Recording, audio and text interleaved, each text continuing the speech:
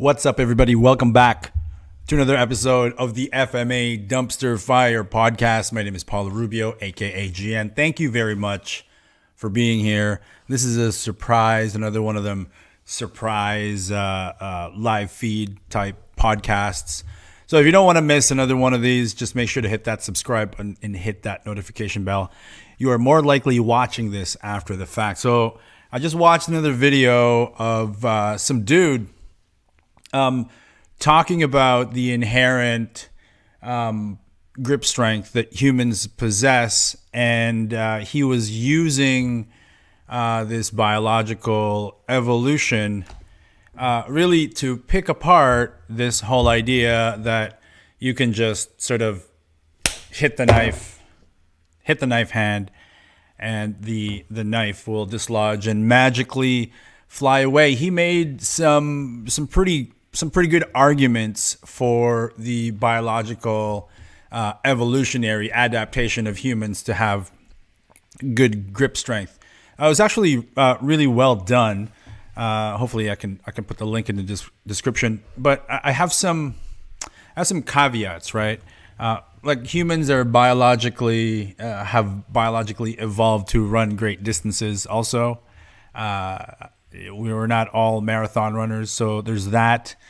But what I wanted to talk about really was the intellectual honesty presented in how these disarms are shown to the world. It's all about intellectual honesty. It's about not proposing certainty, right? A lot of pseudo experts out there. And by the way, I'm not a pseudo expert. I'm not an expert. I never claimed to be. I'm a student. But people want to, they want a finality. Does it work? Does it not work? Black? White?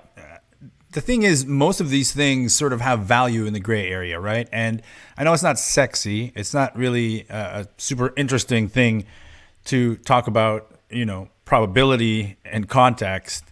But that's really what we have to do.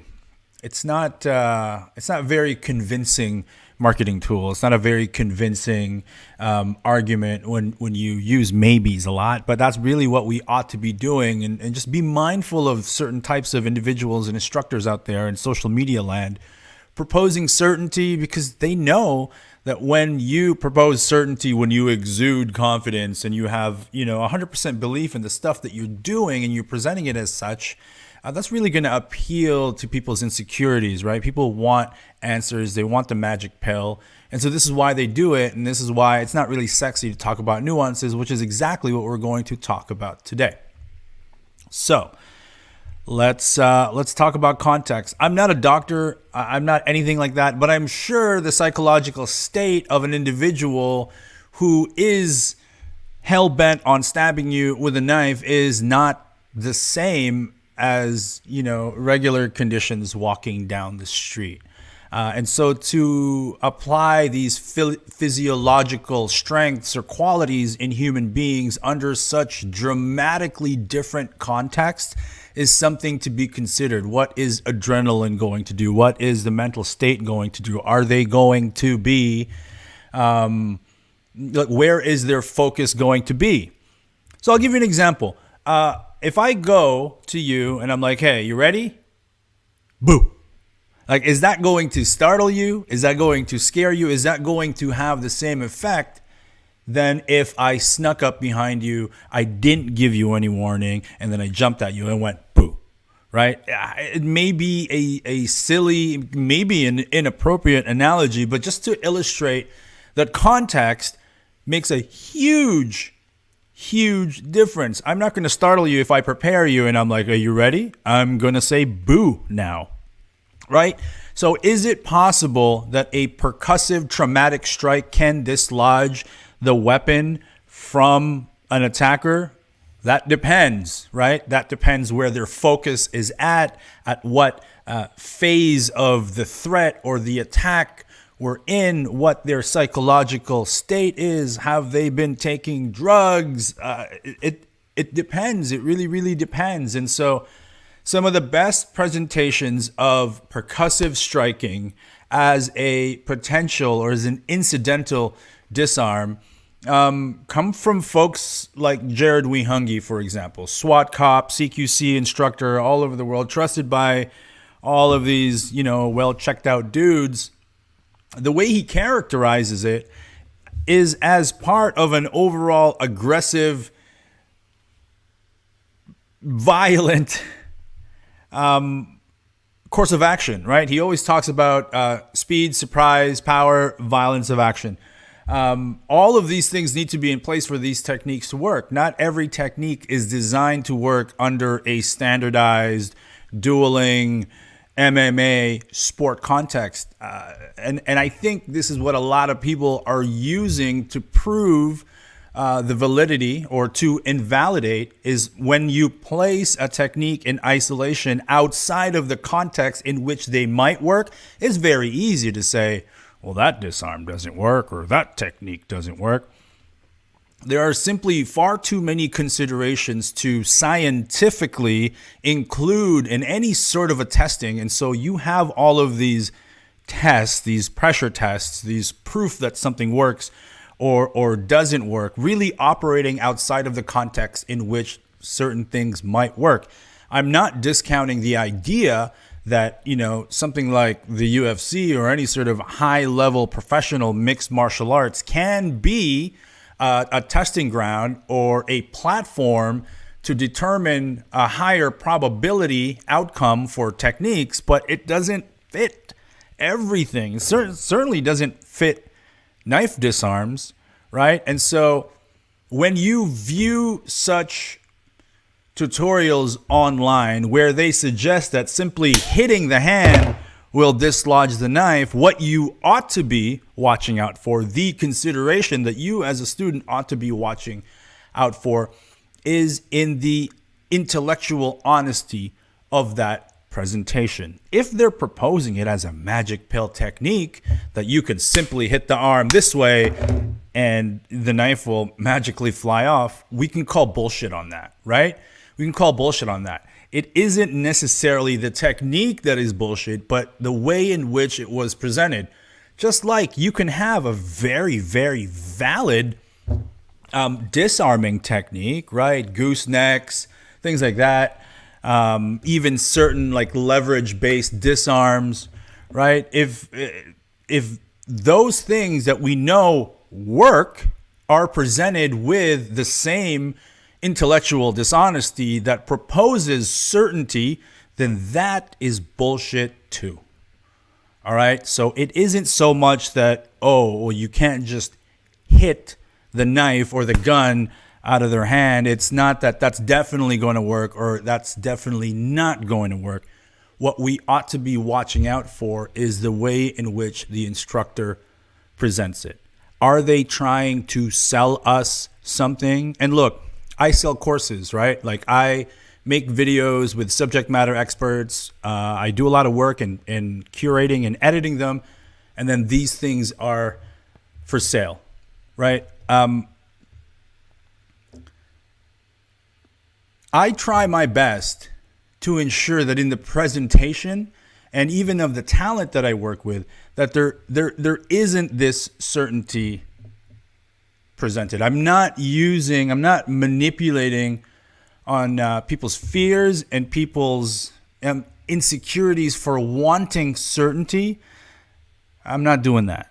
I could sell a lot more courses for sure if I did. So just be mindful. Again, as students, you really have to have a really, really, really polished and high standard for dissecting what may seem to be, altruistic intentions from instructors, right?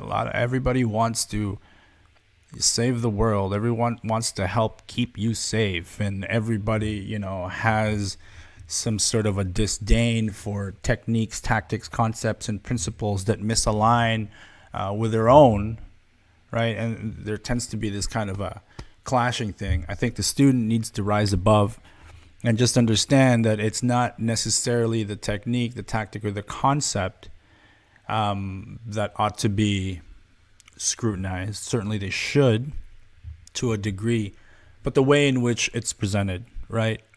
Fights, deadly force encounters, they are unrepeatable.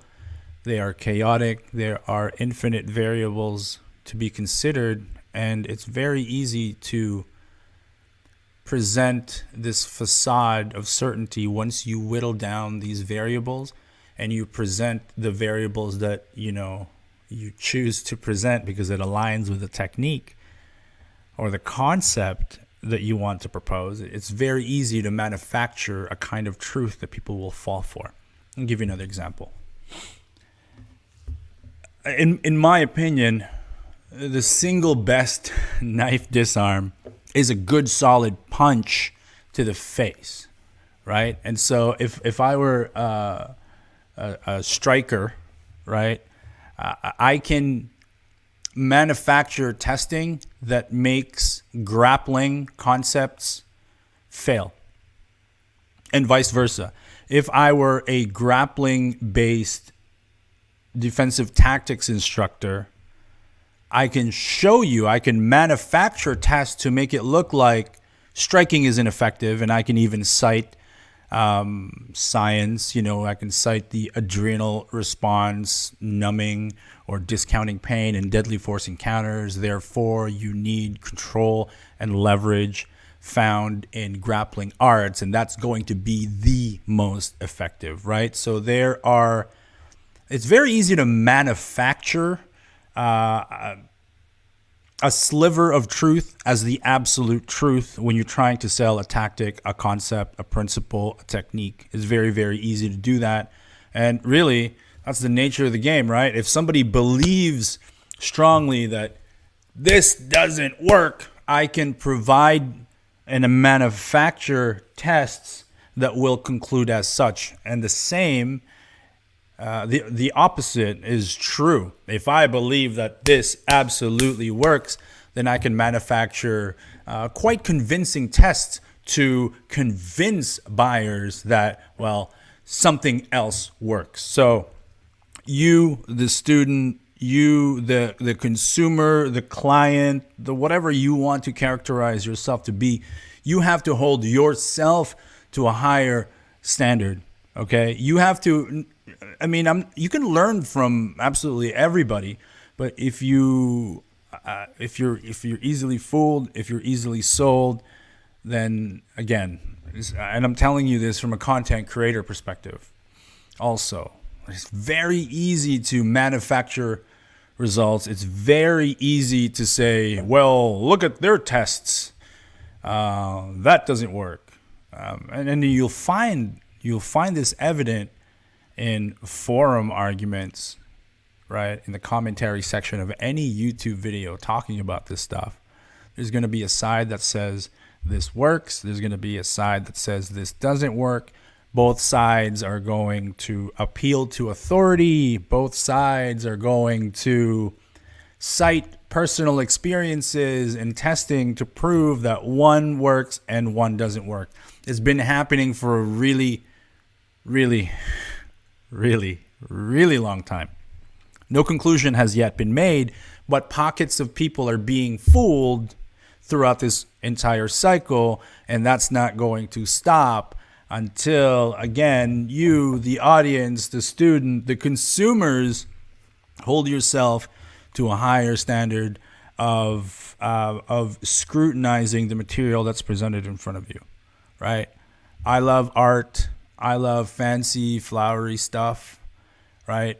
I try to make it work in full context, but I have no illusions about certain things that I do not having much value outside of the value that it provides me as a human being, my well-being, my mental state, my coordination, my exploration of the art, my ability to express myself through movement. So yeah, I love a lot of fancy things, but when it comes to something like knife defense, I don't want to get too postmodern about it and say, oh, everything works under the right context. We can still talk about probabilities, right? But we can never, ever, ever talk about certainty. And certainly we can't conclude that something will never work. Perhaps we can say it's less probable.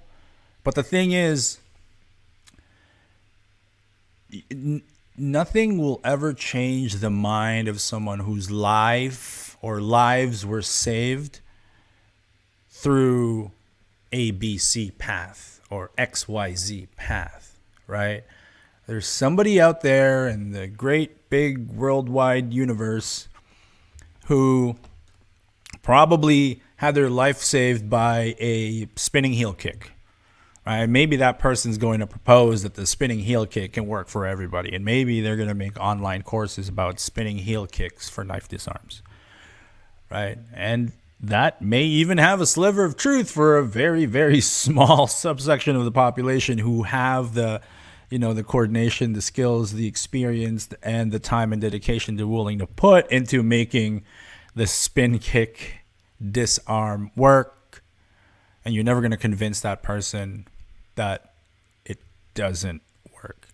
And so for us, the viewer, if they propose it to be high probability, if they propose it to be the thing and that everything else is bullshit, then we can go, okay, well, you're bullshit. But there's a way for that spinning kick. I know this is kind of getting ridiculous, right? Because we're talking about like a spinning heel kick disarm.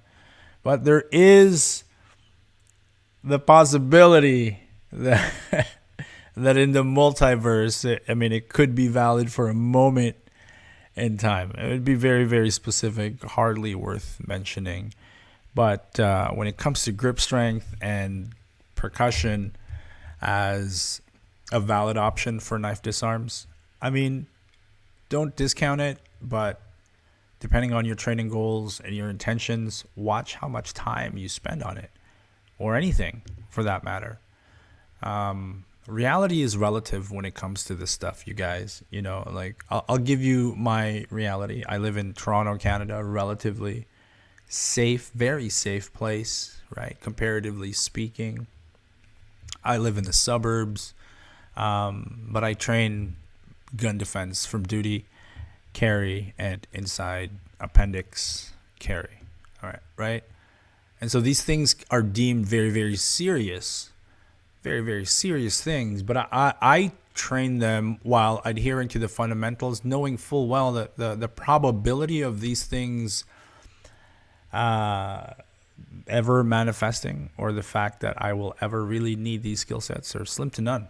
So why do I do it? Well, because I enjoy it. So it's totally possible to train really, really practical elements with sort of this lighter mentality, even to the point of artistic self-expression. It's possible, which means it's entirely possible to train some pretty nonsensical things with a level of seriousness that may be disproportionate to your relative truth. Again, it goes back to the student, it goes back to the client, the customer, right, the recruit, to just have a higher standard of, I guess, just overall thinking. So that's all I got for today. Thank you guys very much for listening. Remember, when you hear always or never from an instructor, there's a high probability that those are lies.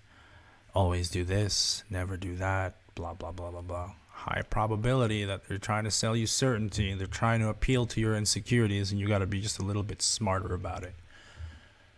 In the meantime, whatever, man, do what you love. If it brings you joy, if it gets you moving, if it gets your heart pumping, if it's in line with your passions, that's fine. It's fine. Just the only caveat is, don't kid yourself, don't fool yourself, don't fool others. If we can have a bit of intellectual honesty and context when presenting this stuff, I think we'll be all right. All right. So thank you guys very much for listening. My name is GN, aka Paula Rubio. It's probably the other way around. Yeah, my real name is Paula Rubio. Yeah. Enjoy yourself. Thank you guys for watching FMA Source. Make sure to hit that like button, subscribe if you feel like it. All right. Peace.